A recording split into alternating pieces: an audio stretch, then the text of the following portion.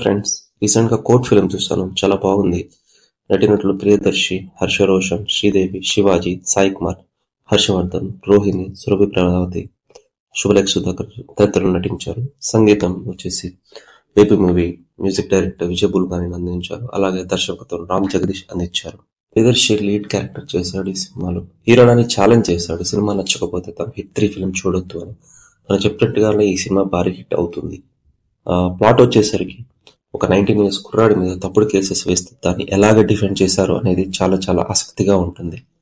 Characters విషయానికి వస్తే హర్ష రోషన్ చందుగా, శ్రీదేవి జావలి, శివాజీ మంగాపతిగా, ప్రియదర్శి తేజగా చేశారు.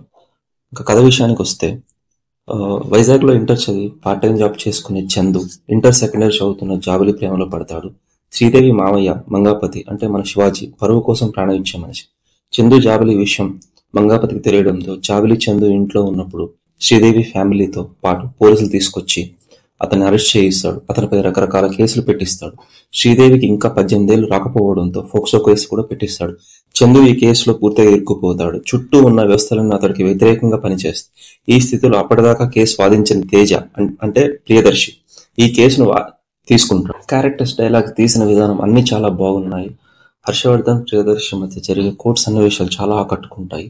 శివాజీ గారి నటన కూడా చాలా పవర్ఫుల్ గా తీశారు. ప్రియదర్శి వర్సెస్ హర్షవర్ధన్ మధ్య జరిగే సీన్స్ చాలా ఆసక్తిగా ఉంటాయి. ఫైనల్ గా ఇది ఒక మంచి సినిమా, తెలుసుకోవాల్సిన సినిమా.